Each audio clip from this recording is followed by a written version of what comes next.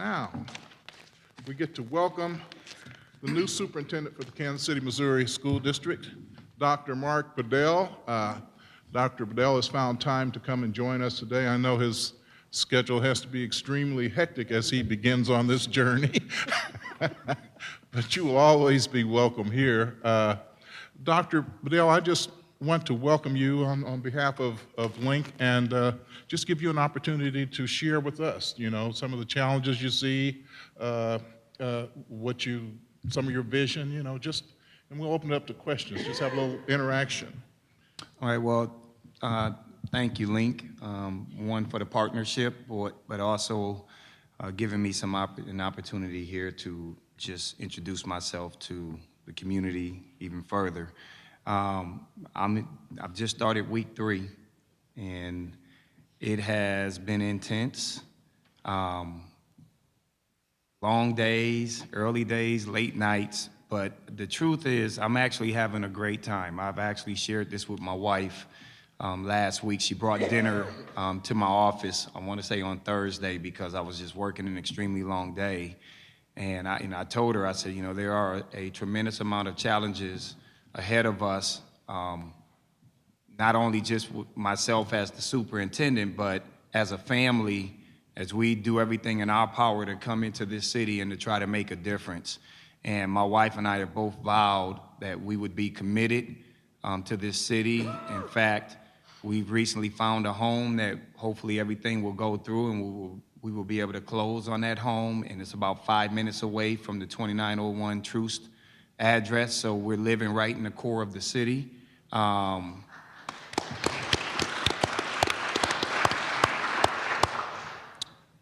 3 kids have already, they're already involved. My son, the first weekend that we were here, that first Friday, I had an opportunity to go and hang out at First Fridays over on 18th and Vine, and I just met a tremendous amount of people out there, and I found a coach. That now my son has been playing on this team, and he's been playing in the league. The first 2 weekends that he's been here, my daughter has already started participating in getting in shape and being prepared to play volleyball. And we're getting ready to give swimming lessons to my 5-year-old at the YMCA. So what I can tell you is we have moved into this city on a mission, and that mission is to become as infused into this city in an expeditious manner as possible.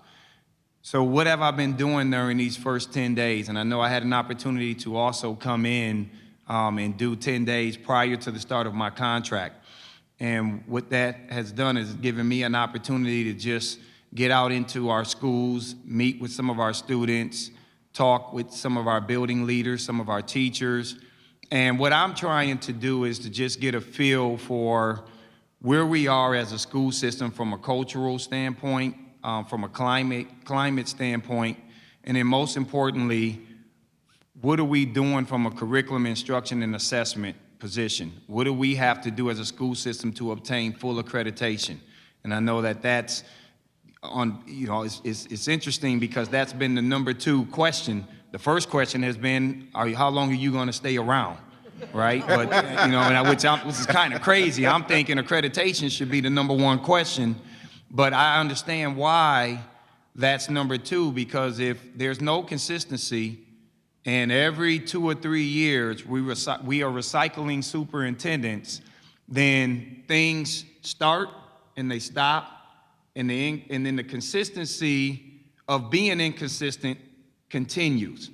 And what I've learned in the handful of students that I've had an opportunity to either talk to or even play basketball with on the weekends, what I've learned is that there's a lot of inconsistency with the kids in terms of where they come from, whether that's not having a father or a mother that's present, or many of them are being raised by grandparents.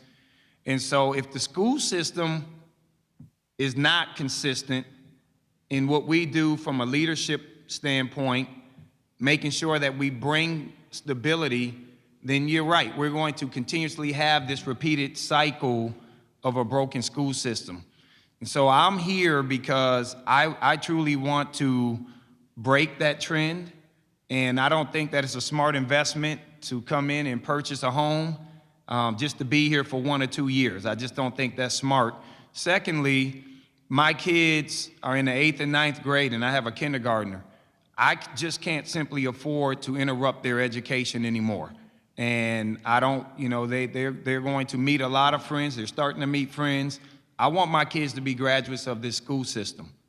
But I'm also a realistic individual when you look at the state of an urban school system in this country. And the reality is that the life expectancy of a superintendent is 3 years and 2 months. That's research-based. And it's not generally because people are constantly being fired, but it's that other reason too, that if you come here and you make a difference, then there are people who are going to come after you for your services elsewhere. And that's where the commitment has to come in terms of me being committed to wanting to see that my kids, at least my 2 oldest kids, before we ever think about doing anything, graduate. And to give a school system like this 5 years, that's almost an eternity in this country. You know, and at the end of the day, I'm also realistic on this position too, and I've shared this with my staff today at our leadership summit, that if I'm not performing, then they should find somebody else, because our kids deserve the best. And so my job is to come here and to do what this board has charged me to do, which is to bring this school into to become a fully accredited school system, but to also bring stability to this school system. And so what I'm focusing on now is my 100-day plan. And if you go to my website, my 100-day plan is updated every Friday. It's available. You can go to the superintendent's page at kcpublicschools.org, and you can click on the superintendent's 100-day entry plan. You will see everything that I'm doing. I've only been here for 3 Sundays, and I've attended 3 different churches. And so we're working, and we're really doing what we need to do to follow through on the things that we're saying we're going to do in this 100-day plan.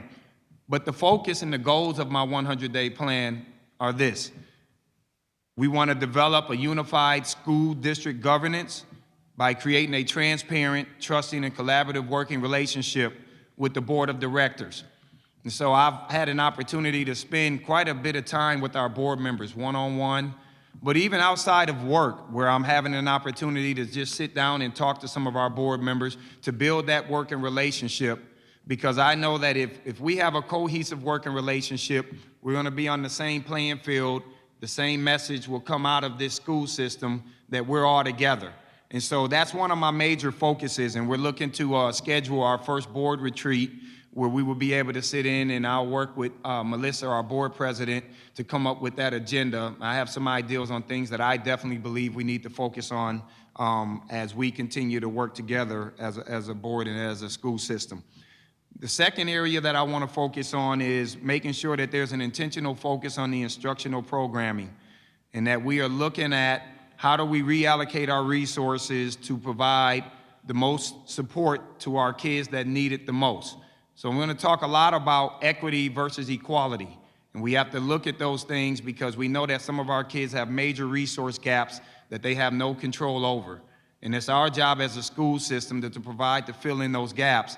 But we also have to make sure that our kids who are high achievers get what they need. You know, I have a gifted and talented son, and I can tell you he's going to get what he needs because he has active parents, but we also have some children who are high achievers, and that parenting is absent.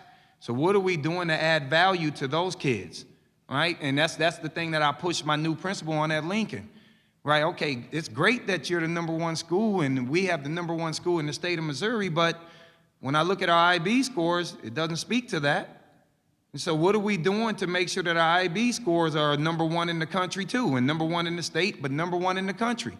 And that's the kind of pushing that I want to do with my leaders, is that there's always room for growth. And I think we too many times focus on proficiency. When you think about the state of a lot of our kids that come into our school system, and I want proficiency because that's our job. Everybody should be proficient. But when I have kids coming in kindergarten and they're 11 months behind and 13 months behind respectively in reading and math, then we're being reactive. And it's variables that are, in essence, are beyond the control of our school system because our kids aren't getting what they need. That's why I was extremely excited, to make that announcement on the first day that we were going to offer 1,100 tuition-free pre-K seats, because now that with a lot of families where their ends simply don't meet, you're helping these families out with an opportunity for them to get into school and to get their kids educated, and it doesn't become a burden on them. And so that's some of the areas that I really want to focus on, but also making sure that we focus on the social and emotional needs. We have a tremendous amount of social and emotional deficits, and many of you have had a chance to read my story, but I was one of those kids. I was that kid who didn't have an active father in his life. Not an active real father, and my stepfather was an abusive man. And then my mom was a drug addict. And I made it out because there were people who came into my life at various points throughout my life when I needed them most, which allowed for me to be the only one out of 9 to make it past the 9th grade, and only one out of 8 to make it past the 9th grade in my family. So this work is personal for me. This is not, there's an article that I did back in 1997. Said, and the reporter said, Mark Bedell probably will not make professional basketball. And I kind of took that as a slap in my face. Why are you telling me I'm not making it? I haven't even gone to an NBA camp yet. But then the next sentence is that Mark Bedell plans on going and working at some of the most difficult schools in this country, maybe East St. Louis or back in New York. And I'm living my dream.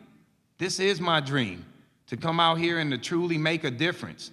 And I've demonstrated that in the work that I've done, working in some very big and tough school systems. But then my third area of focus is to look at our to increase organizational effectiveness and efficiency by providing first-class support and service to schools, students, parents, and the KCPS community. So what does that look like? That means giving our principals the autonomy to be innovative in their schools. Central office is not there to just give you top-down mandates and tell you this is how you're going to do it. We have creative leaders within our school system, and they need the autonomy to be creative. And then we hold them accountable at the end of the school year for the results, just like I expect the board to hold me. But to be micromanaged and to utilize a cookie-cutter approach, I just don't see how that's going to work, because the needs of all of our students and the needs of our community is different, school by school. And so one of the things that I've shared with my staff was that our goal is to just make sure that we are giving you the support that you need. We want you to be innovative. We want you to be risk takers. We don't want you to be renegades, because a renegade will not survive under me, because that means you're violating policy and you're just doing things that in essence will not help kids, but will hurt the school system. And so we want to promote creativity and innovation in our schools. And we have the resources to do it. It's just a matter of how are we utilizing what we have efficiently. We have one-to-one devices. What are we doing with it? What kind of return has it given us in the 2 years that our kids had these Lenovo's? Has it significantly transferred teaching and learning? And I don't have the answer for that. I can tell you what I know should be happening based on my experience. But these are things that we need to focus on as a school system to make sure that we're getting the biggest return from an academic standpoint on these investments. The fourth focus is to create a culture of trust through action. And I want to do that with my team members by leading by example. Being present, going around and talking to people and meeting people, doing the things that I said I was going to do during the interview, making changes if they have to be made immediately. But right now, many people's guards are up because it's another superintendent. I don't understand, I don't know his style.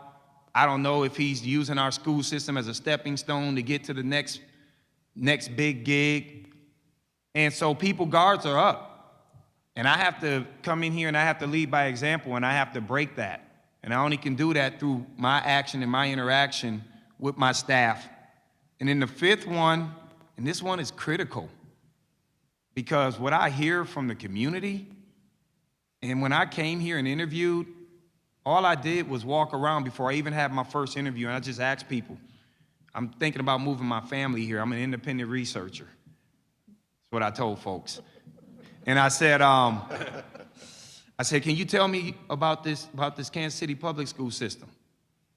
And what I heard, almost, most people would say, I don't even want to move to this city because people have such a negative perception of this school system. And then I did my reading, and I learned about Missouri versus Jenkins. I read about racism in Kansas City. I understand the history, and it has not been kind to some of our marginalized and oppressed families within this city. And that's part of the reason why their guards are up. And so I understand that, and a lot of that happened 10, 20, 30 years ago. But the school system is moving in the right direction. And we're still focused on 10, 20, 30 years ago, when we've made progress over the past 3 to 4 years in a lot of the different variables and accountability areas. So we got to talk about how do we now move forward and grow from that point. And so I got to work on establishing trust and confidence from the community. I have to create opportunities to listen and learn, and there will be a listening and learning tour that we will roll out where I will get with the community, and part of my 100-day plan is to just engage the community around what is it that they believe needs to happen for their school system. What are their concerns? What are things that we are doing good? What do we need to continue to improve? But then there's also a group of individuals that have become completely disengaged from our school system.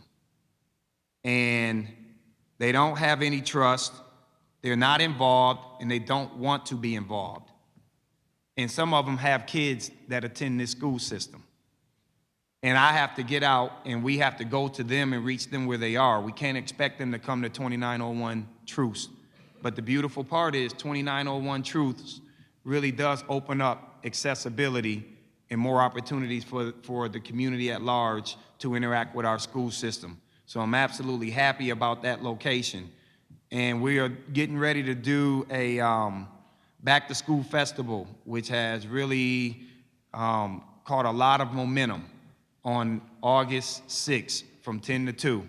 And it's going to be a great opportunity for us to take care of our families with immunizations, to take care of our families with the students who need physicals, to allow for people to register early. We want our parents to sign it, get their kids registered early, because we want to be able to give out laptops. If we're saying we're going to roll out devices, then we need to have our devices ready for our kids on day one.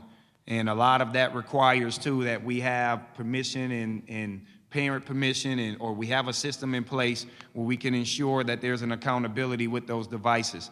My job ultimately is to make sure that we can provide as much access as possible for our students to have 24/7 learning, anytime, anywhere.